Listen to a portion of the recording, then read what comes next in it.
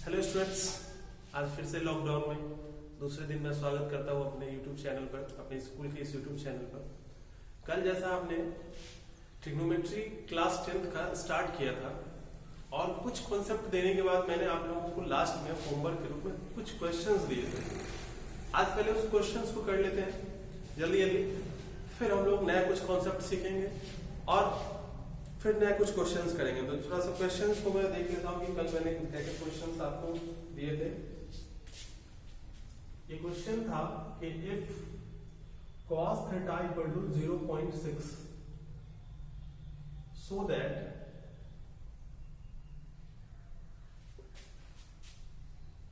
Five sin theta minus 3 tan theta equals to 0। ये question था, पहला क्वेश्चन था जो आपको होमवर्क में दिया गया था।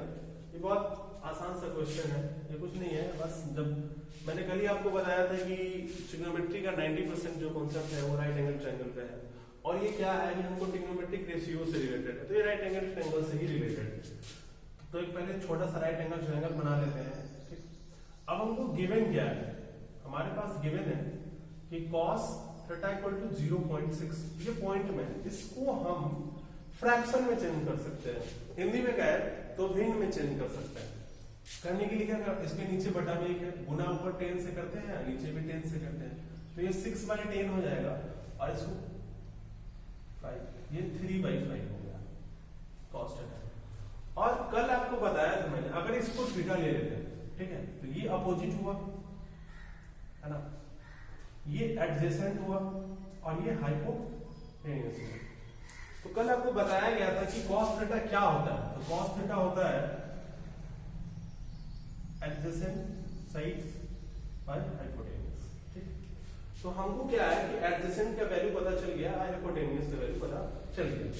तो लेट, अब ये जो है एक रेशियो है, ये क्या है, एक रेशियो है।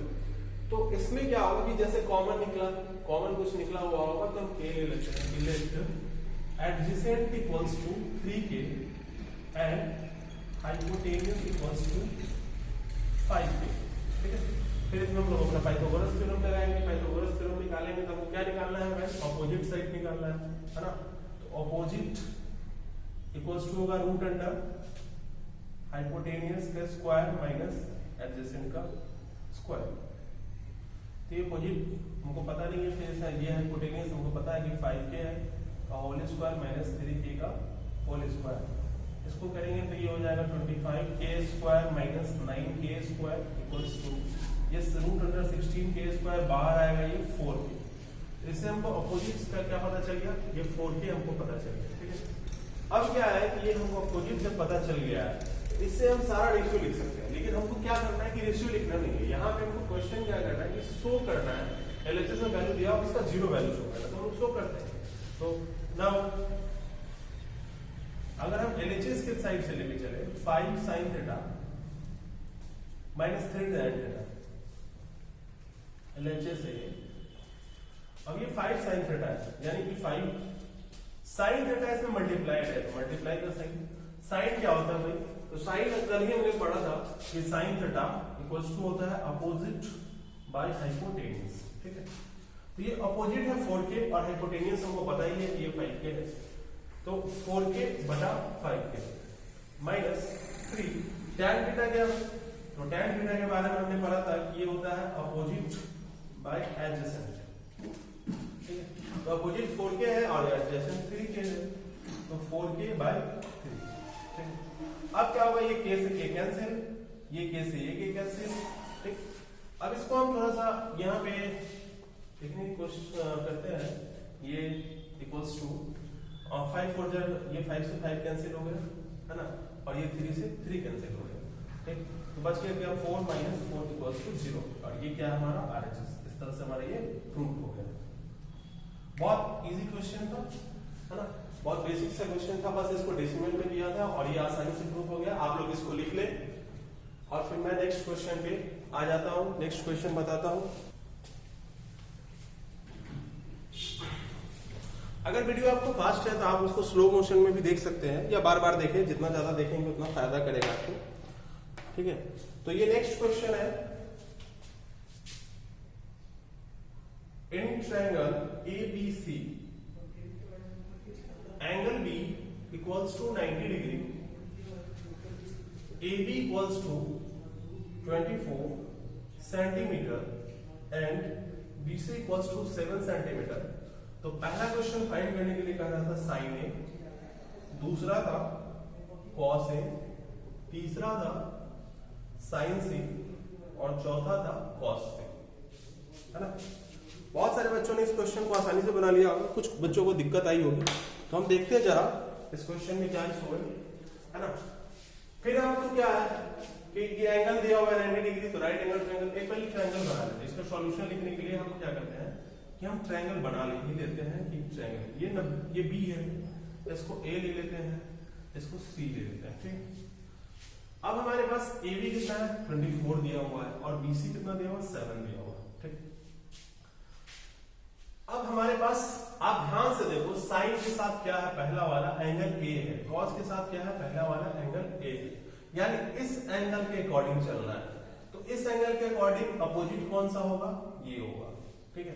और एडजेसेंट कौन सा होगा एंगल ए के अकॉर्डिंग, है ना। एंगल ए के अकॉर्डिंग एडजेसेंट कौन सा होगा, तो ए बी होगा, और अपोजिट कौन सा होगा, तो बी सी होगा, ठीक है। अब हमारे पास है कि हाइपोटेनियस नहीं है, फिर हम पाइथागोरस थ्योरम यूज करेंगे। पाइथागोरस थ्योरम हमारे पास गिवन क्या है,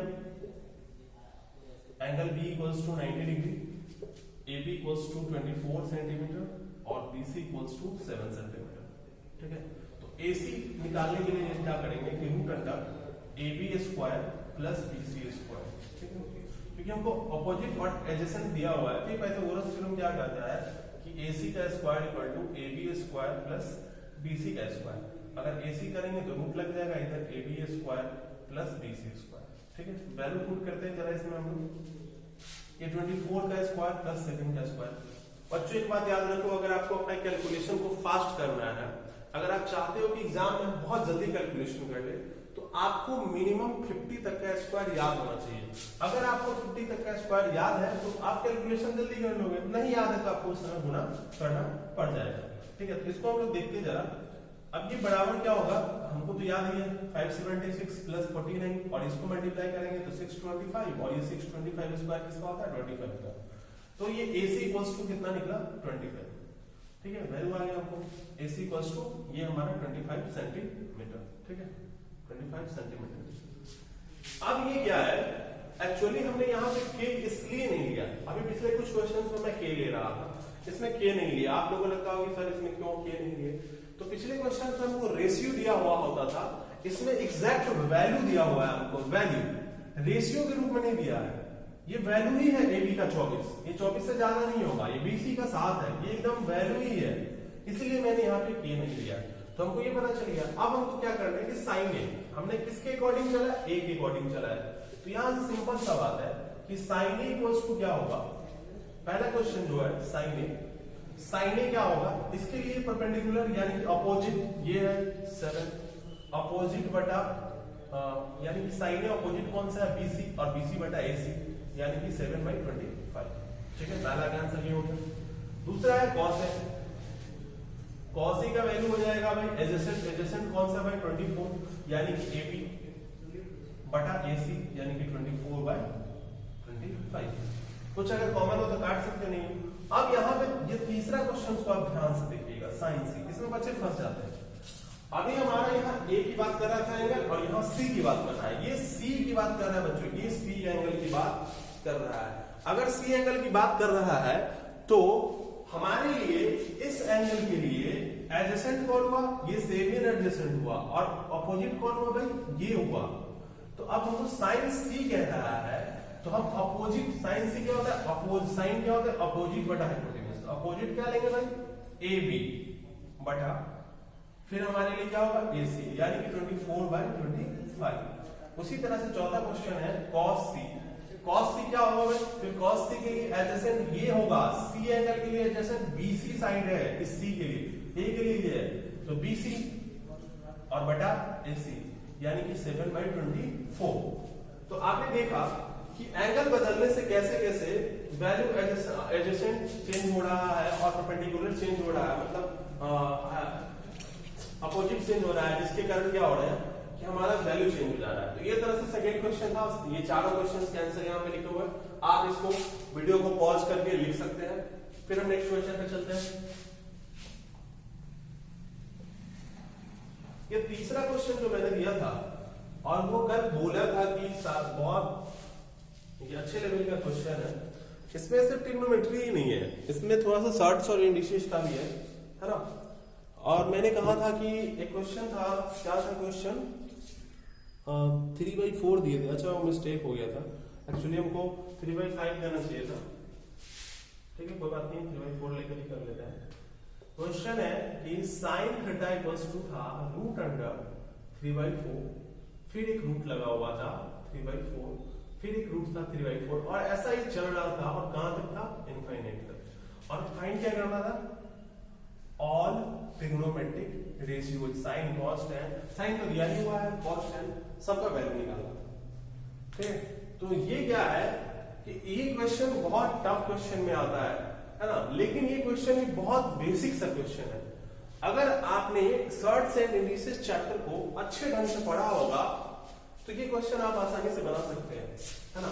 तो हमको पहले इसको समझना है, ये हमारा कॉम्प्लिकेटेड पार्ट है। ये अगर तोड़कर हम इसको कॉम्प्लेक्स से सिंपल में ले आते हैं तो हम आराम से बना लेंगे। ठीक है, अब ध्यान से देखिए कि मान लेते हैं इसका सॉल्यूशन लिखना शुरू किए, तो लेट ये करते हैं क्या कि x इक्वल्स टू, सॉल्यूशन लिखते हैं। चलो साइन थीटा इक्वल्स टू क्या है हमारे पास, root under 3/4, root under 3/4, root under 3/4 infinite तक। स्क्वायरिंग ऑफ बोथ साइड, अगर हम दोनों साइड स्क्वायर करते हैं तो क्या होगा, ये साइन स्क्वायर थीटा हो जाएगा और इधर क्या होगा, एक रूट हट जाएगा। आपको पता है किसी भी चीज के अगर रूट है और उसको स्क्वायर कर दे तो उसको क्या होता है, रूट खत्म हो जाता है। तो पहला वाला रूट हट जाएगा और ये 3/4, फिर रूट अंडर 3/4, फिर रूट अंडर 3/4 और ये फिर इन्फिनिटी तक। आप इस पार्ट को जरा ध्यान से देखें,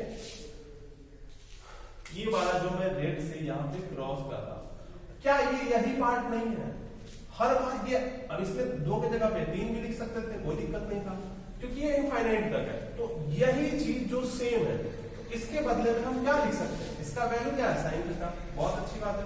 तो इसके बदले में हम क्या लिख सकते हैं, साइन थीटा लिख सकते हैं, या sine square theta equal to 3/4 sine theta.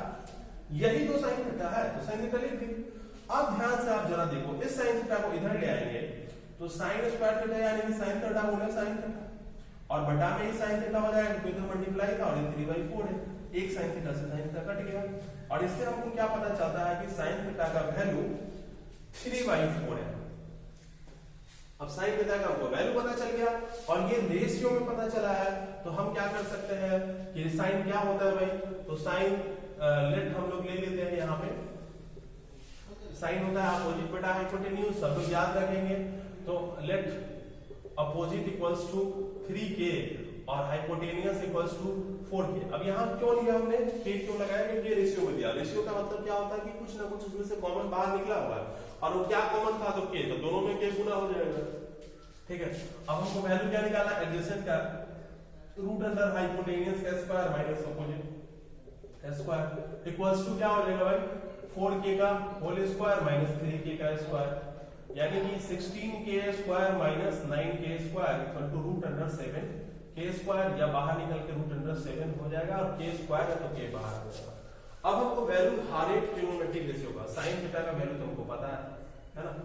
अब यहाँ पे हम क्या करते हैं ना कि बना लेते हैं, ये 3k है, ये 4k है और ये रूट 7k है, ये थीटा है ना इसके सामने। अब इस हिसाब से हम cos थीटा की बात करें तो cos थीटा क्या हो जाएगा, रूट 7k बटा 4k, k से k कैंसिल, रूट 7/4 है ना। उसी तरह से tan थीटा क्या हो जाएगा बच्चों, तो tan थीटा हो जाएगा इसके लिए परपेंडिकुलर अपोजिट, अपोजिट बटा एडजेसेंट, तो अपोजिट क्या है भाई 3k, एडजेसेंट इस थीटा के लिए क्या है रूट 7k है ना। इसको रैशनलाइज 3/√7 रैशनलाइज भी कर सकते हो आप, रूट 7 ऊपर और रूट 7 नीचे से गुणा। रैशनलाइज का एक वीडियो ही बना दूंगा कि रैशनलाइज कैसे करते हैं।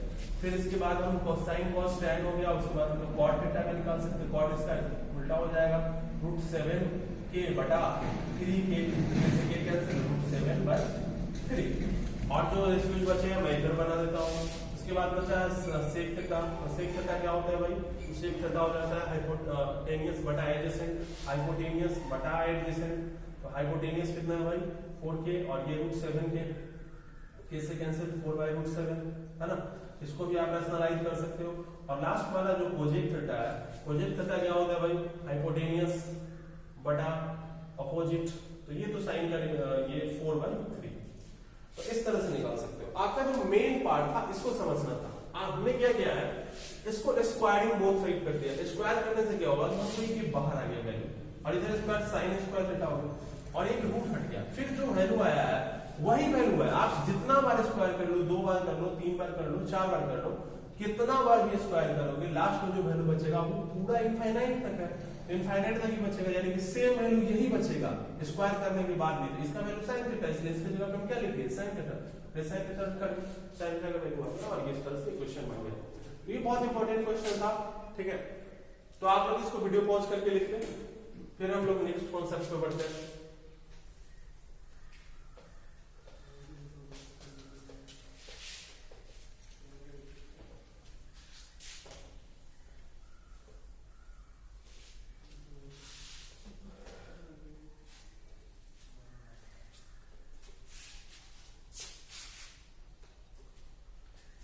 कल हम लोगों ने पढ़ा था, मतलब पिछली क्लासेस में हम लोगों ने पढ़ा था कि ट्रिग्नोमेट्रिक रेशियोज के बारे में पढ़ा।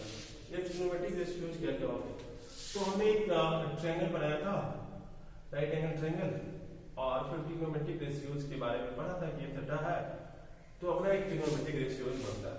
अब कुछ चीजें हम लोग को पढ़नी है, तो कुछ फॉर्मूलाज हम डिराइव करेंगे, और उसके बेसिस पे फिर आगे हम लोग बढ़ेंगे थोड़ा सा, और कुछ क्वेश्चंस को डील करने की कोशिश करेंगे। लेकिन उससे पहले कौन सा, मान लीजिए इस थीटा के लिए ये अपोजिट है ना, और ये एडजेसेंट है, और ये हाइपोटेनियस है, ठीक है।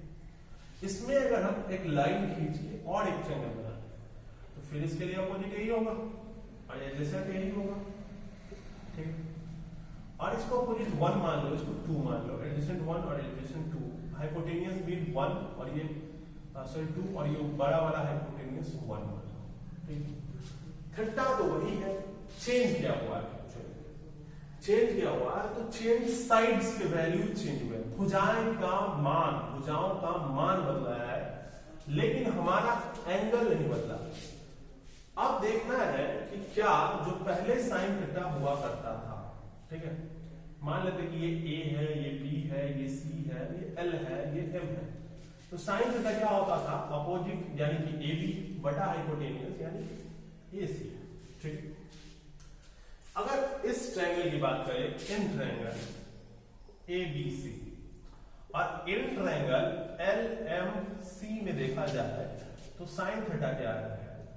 LM बटा MC। ध्यान से देखें तो LM बटा MC। अब क्या देखना है? दोनों वैल्यू साइन थीटा का ही है। ये भी वैल्यू साइन थीटा का इस ट्रायंगल का है, और ये वैल्यू भी साइन थीटा का है ये छोटे वाले ट्रायंगल का है। सिर्फ यही अंतर है कि दोनों ट्रायंगल के साइड्स का साइज अलग अलग है, यानी कि दोनों ट्रायंगल, एक छोटा ट्रायंगल है और एक बड़ा ट्रायंगल है, लेकिन दोनों की वैल्यू साइन थीटा का ही है। तो ये दोनों आपस में क्या होगा? इक्वल होगा। क्यों? क्योंकि थीटा का वैल्यू चेंज नहीं किया है। अगर यहाँ 60 डिग्री लेंगे तो ये sin 60, और क्या ऐसा होगा कि दो ट्रायंगल हो और sin 60 का वैल्यू चेंज हो जाए? नहीं होगा, है ना। जो sin 60 का वैल्यू ये है वही sin 60 का वैल्यू ये है। अगर 30 डिग्री लेंगे तो sin 30 का वैल्यू यही होगा। इसका मतलब ये है, इस बात को समझाने का यही मतलब है कि ट्रायंगल चाहे छोटा हो, प्यारे बच्चों, ट्रायंगल चाहे छोटा हो या ट्रायंगल चाहे बड़ा हो, उसके साइड के साइज पे ट्रिग्नोमेट्रिक रेशियो डिपेंड नहीं करता है। ट्रिग्नोमेट्रिक रेशियोज या एंड नहीं होता। हमारा जो ट्रिग्नोमेट्रिक रेशियो जो डिपेंड करता है वो एंगल पे डिपेंड करता है, ना कि ट्रायंगल कितना बड़ा है या कितना छोटा है ना। अगर एंगल सेम होगा तो वो ट्रायंगल छोटा हो या वह ट्रायंगल बहुत बड़ा हो, आपस में क्या होगा, बराबर ही होगा। जैसे आपने देखा यहाँ छोटा वाले ट्रायंगल का साइन है और ये बड़े वाले ट्रायंगल का साइन थीटा है, दोनों आपस में क्या है, इक्वल है। तो एक बात दिमाग में आप लोग बैठा लीजिए कि ट्रिग्नोमेट्रिक रेशियो का ट्रायंगल के साइड या उसके साइड के लेंथ से कोई लेना देना नहीं होता है, वो एंगल पे डिपेंड करता है। तो एक बात ये आपको समझ में आ गई, ठीक है। चलिए नेक्स्ट कॉन्सेप्ट पे आ जाते हैं। इसको लिख ही लो, ट्रिग्नोमेट्रिक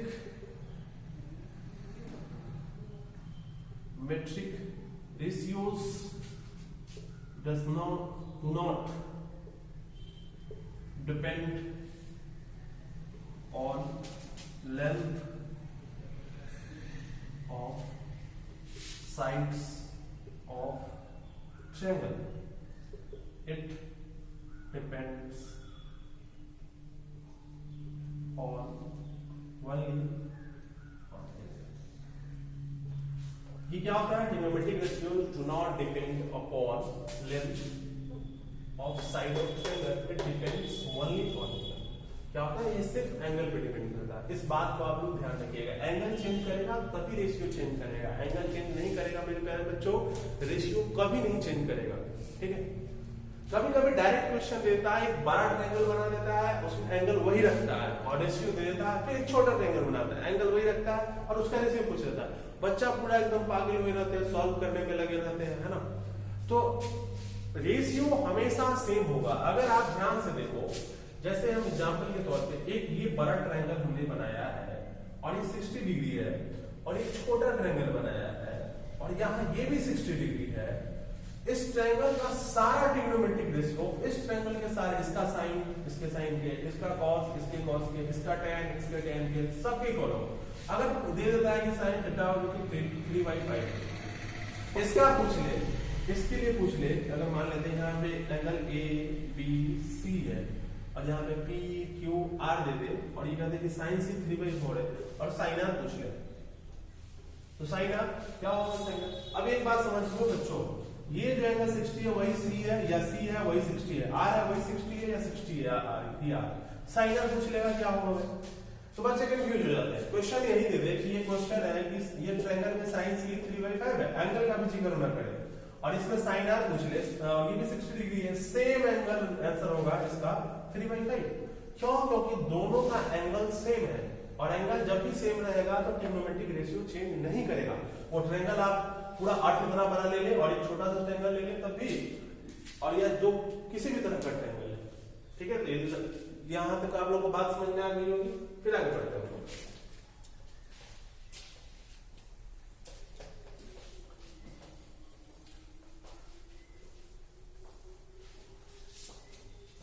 आगे बढ़ते हैं, कुछ फॉर्मूलाज को डिराइव करते हैं हम लोग। जैसे हमको पता है कि साइन थीटा इक्वल्स टू क्या होता है, साइन का जो रेशियो होता है, अगर साइन थीटा ही लेके चले इक्वल्स टू होता है, ये हमको पता है अपोजिट बटा हाइपोटेनियस होता है। और कोसेक थीटा क्या होता है भाई, हाइपोटेनियस बटा अपोजिट होता है। ध्यान से देखिए, कोसेक थीटा क्या होता है, हाइपोटेनियस बटा अपोजिट होता है। आप इस दोनों में एक रिलेशन पाएंगे, अगर इस दोनों को इक्वेशन को हम लोग गुना करते हैं, ठीक है, अगर इसको फर्स्ट ले ले, इसको सेकंड ले ले, दोनों को मल्टीप्लाई करें, 1 × 2 करें, तो इधर एक LHS में आएगा साइन थीटा कॉस थीटा से। एक और बात ध्यान रखना भाई, LHS कभी RHS से गुना नहीं होता, LHS हमेशा LHS से गुना होता है, RHS हमेशा RHS से गुना होता है। तो अपोजिट बटा हाइपोटेनियस इनटू हाइपोटेनियस बटा अपोजिट। आप देखो इसको क्रॉस कर लोगे, इससे एक कट जाएगा, इससे क्या बचा, कुछ नहीं बचा, यानी कि एक बचा। आपने क्या देखा कि sine theta into cosec theta जब करते हैं तो ये 1 आता है। ये एक फॉर्मूला है, निकल के आया है यहां से। इसका मतलब आप समझो बात को, दुनिया में कोई भी दो चीज को अगर गुना करने पर, मैथ्स में, दुनिया में क्या, मैथ्स में किसी दो चीज को गुना करने पर अगर उसका वैल्यू 1 आ जा रहा है, ध्यान से सुनना, मैथ्स में किसी भी दो चीज को गुना करने पर अगर उसका वैल्यू 1 आता है तो वो दोनों चीज एक दूसरे का रेसिप्रोकल होता है। क्या होता है, रेसिप्रोकल। रेसिप्रोकल होता है, आज से वैल्यू क्या निकाल सकते हो, कैसे पता चलेगा? आप देखो साइन को इधर कोई मल्टीप्लाई में है, लेफ्ट हैंड साइड में मल्टीप्लाई है, राइट में जाएगा भाई डिवाइड में चला जाएगा। Sine theta equal to 1 by cos theta, देख लो रेसिप्रोकल है। कोसेक थीटा सॉरी, कोसेक का रेसिप्रोकल, रेसिप्रोकल क्या मतलब क्या, 1 बाई समथिंग रेसिप्रोकल है। x का रेसिप्रोकल क्या होगा 1 बाई x। कोसेक का रेसिप्रोकल साइन, अगर कोसेक निकालना हो हमको तो साइन को उधर ले जाएंगे 1 बाई साइन थीटा, और साइन का रेसिप्रोकल क्या है कोसेक। तो इसका मतलब हमको साफ साफ समझ में आ रहा है कि कोई भी दो चीज अगर एक दूसरे के रेसिप्रोकल हो तो उनको गुणा करने पर क्या आएगा 1 आएगा। तो हमको ये फॉर्मूला पता चला, और ये 3 फॉर्मूले बहुत इंपॉर्टेंट है, आप लोग इसको दिमाग में रखेंगे, है ना, ठीक है। फिर नेक्स्ट देखते हैं, एक आता है हमारे पास cos। cos थीटा क्या होता है भाई, एडजेसेंट बटा हाइपोटेन्यूज। और फिर एक आता है sec। sec थीटा क्या होता है, हाइपोटेन्यूज बटा एडजेसेंट। ध्यान से देखो, इसमें भी एक रिलेशन है, और वो रिलेशन क्या चीज का आ रहा है, आप लोग समझ गए होंगे, रेसिप्रोकल का आ रहा है। इसका मतलब क्या है कि इस दोनों इक्वेशन को भी जब हम गुणा करेंगे, यानी कि cos theta into sec theta करेंगे, तो हमको इस दोनों कट जाएगा, हाइपोटेनियस हाइपोटेनियस, एडजेसेंट से एडजेसेंट, तो ये वैल्यू हमको क्या निकल के आएगा 1। बात समझ में आ गई होगी। अब यहां से हमको दो और आ सकते हैं कि cos थीटा इक्वल्स टू क्या हो जाएगा 1 बाई sec थीटा, और sec थीटा इक्वल टू क्या हो जाएगा 1 बाई cos थीटा, है ना। इस दोनों में ये रिलेशन। अब तीसरा एक और है ना, ये tan थीटा। tan थीटा के बारे में क्या पता है भाई, अपोजिट बटा एडजेसेंट होता है, और एक cot थीटा होता है। cot थीटा क्या होता है, एडजेसेंट बटा अपोजिट। इस दोनों को भी मल्टीप्लाई करोगे तो आपको वही रिलेशन आएगा, tan theta into cot theta equals to 1 ही आएगा। यानी कि ये दोनों भी आपस में क्या है, रेसिप्रोकल है। तो tan थीटा इक्वल्स टू क्या होगा 1 बाई cot थीटा, और cot थीटा क्या होगा 1 बाई tan थीटा। तो ये हमारे पास ये 3 फॉर्मूले निकल के आ गए, है ना। एक ये दूसरा और ये तीसरा, और ये सब तो इसी से निकला हुआ है।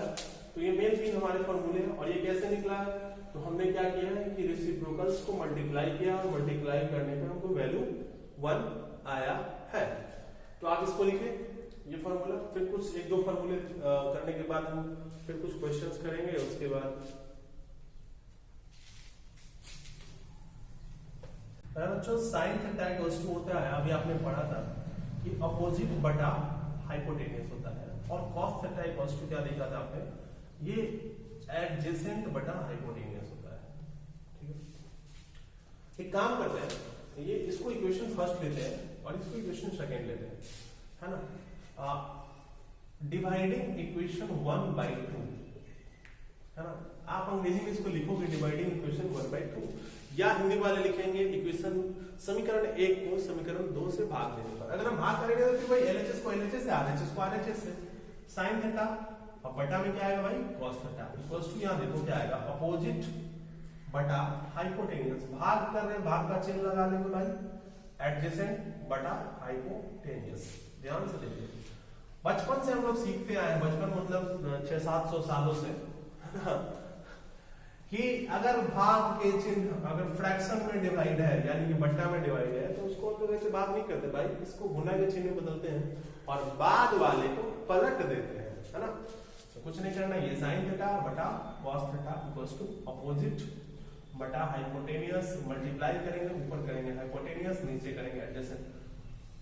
हाइपोटेनियस से हाइपोटेनियस कट गया, क्या बचा भाई, ऊपर अपोजिट बचा, नीचे एडजेसेंट। ये कुछ दिमाग में याद आ रहा होगा पिछले क्लास की बात कि अपोजिट बटा एडजेसेंट क्या होता है, सही मूल्य tan थीटा। तो sin थीटा बटे cos थीटा क्या निकल गया बच्चों, tan थीटा। ये एक फार्मूला यहां से डिराइव हो गया, देखो कितना सिंपल है, sin theta by cos theta क्या निकल गया आया tan थीटा, है ना। फार्मूला को रटना नहीं है, हर एक फार्मूला का कोई ना कोई डेरिवेशन होता है मेरे प्यारे बच्चों। अगर आपको कोई कह रहा है कि फार्मूला रट लो, है ना, तो आप गलत तरीके से पढ़ रहे हो। आपको मेंसुरेशन में भी बहुत सारे टीचर बताएंगे बच्चों फार्मूला रटना पड़ता है। मैथमेटिक्स में कुछ चीजें जो शुरू ओरिजिन है उनके अलावा और चीजें रटनी नहीं पड़ती है, रटना नहीं है, ठीक है। अभी तो हमने 1 को डिवाइड किया था 2 से, अब दूसरा काम करते हैं कि 2 को डिवाइड कर लेते हैं 1 से। समीकरण को 2 को डिवाइड कर, यानी कि cos ऊपर जाएगा भाई और sin नीचे आएगा। ये अब तो ये एडजेसेंट बटा हाइपोटेनियस डिवाइड अपोजिट बटा हाइपोटेनियस, फिर वही बात है मल्टीप्लाई करेंगे, पलट देंगे। cos थीटा बटे sin theta equals two adjacent बटा हाइपोटेनियस इनटू हाइपोटेनियस बटा अपोजिट। हाइपोटेनियस से हाइपोटेनियस कैंसिल, क्या होगा भाई, ऊपर एडजेसेंट है और नीचे अपोजिट है, इसका ये रेसिप्रोकल है। इसका क्या मतलब निकलता है साफ साफ कि cos theta by sin theta equals to क्या होता है, cot थीटा। आपने पढ़ा है ट्रिग्नोमेट्रिक रेशियो में कि अपोजिट सॉरी एडजेसेंट बटा अपोजिट क्या होता है, cot थीटा। तो ये दूसरा फार्मूला भी प्रूव हो गया है ना। तो ये रटना उठना कुछ नहीं है, सब प्रूव होकर ही आता है, बात सारे के सारे फार्मूले प्रूव होकर ही आते हैं। अभी तक तो इस क्लास में इतना ही रहेगा और आगे आप लोगों के पास किताबें होंगी, एनसीईआरटी की बुक्स होंगे या किसी भी प्रकाशन की कोई भी किताबें हैं, आप उससे क्वेश्चन बनाएंगे। अगर क्वेश्चन आपसे सॉल्व नहीं होता है तो हमारे चैनल के डिस्क्रिप्शन नीचे होता है चैनल पे, उसमें व्हाट्सएप नंबर रहेगा, आप उस पर आप अपना क्वेश्चन सेंड कर सकते हैं प्रॉब्लम्स को, या कमेंट बॉक्स में भी बोल सकते हैं प्रकाशन का नाम लिख करके, सर इस प्रकाशन की किताब का कितना नंबर क्वेश्चन इस एक्सरसाइज का हमसे नहीं बना है या उसमें कोई दिक्कत है तो हम उसको सॉल्व करके नेक्स्ट डे उस पर वीडियो लेके आएंगे। वो चीजें जो मैं थोड़ा सा एक बताना चाहता हूँ जो आप लोगों को बेहोश करती है, वो चीजें है ना, वो बेहोश करने वाली चीजें जो अब नेक्स्ट क्लास में हम पढ़ाएंगे है ना, वो चीजें हैं कि भाई 0 डिग्री, 30 डिग्री, 45 डिग्री और ये 60 डिग्री और ये 90 डिग्री। हाँ, इसके लिए बहुत सारे ट्रिक बताया गया हुआ है आप लोगों को और आप लोग उस ट्रिक की सहायता से इस सबको रटते हैं है ना। जहां भी आप कहीं भी पढ़ते हो या कुछ भी पढ़े हो, आप लोग जरा सोचना कि ये 30 डिग्री तो हो सकता है, 45 डिग्री तो राइट एंगल ट्रायंगल में हो सकता है, 60 डिग्री भी हो सकता है, ये 0 डिग्री कैसे होगा राइट एंगल ट्रायंगल में, और ये 90 डिग्री कैसे होगा, जरा इस पे विचार करिएगा। और ये जब 0 डिग्री का एंगल बनेगा तो क्या ट्रायंगल बनेगा, और 90 डिग्री का एंगल बनेगा तो क्या एक ट्रायंगल में 2 90 डिग्री का एंगल बन सकता है, पॉसिबल ही नहीं है, क्योंकि एक ट्रायंगल में 2 90 डिग्री ही 180 हो जाएगा, तीसरा एंगल भी क्या होगा। तो फिर ये 0 का वैल्यू 0, cos 0 का वैल्यू 1, आप जो किताब में आपकी लिखी होगी वो कैसे आता है, 90 डिग्री में वैल्यू इनफाइनाइट आप देखते होइएगा, अनडिफाइंड सब आ जाता है, वो कैसे आता है, ये बातें मैं बताऊंगा, आप लोग फिर पढ़ के रखिएगा। नेक्स्ट क्लास में मैं यही जो बेहोशी का आलम है, जो आप लोग को रटना सिखाया गया है, आज तक आप लोग रटते आ रहे हो, इस सबको तोड़ना है और रटना नहीं है मैथ्स में। तो आज के लिए बस इस टॉपिक पे इतना ही, धन्यवाद। अगर वीडियो आपको अच्छा लगा हो तो लाइक करें, सब्सक्राइब करें, कमेंट करें और दोस्तों के साथ शेयर करें। Thank you.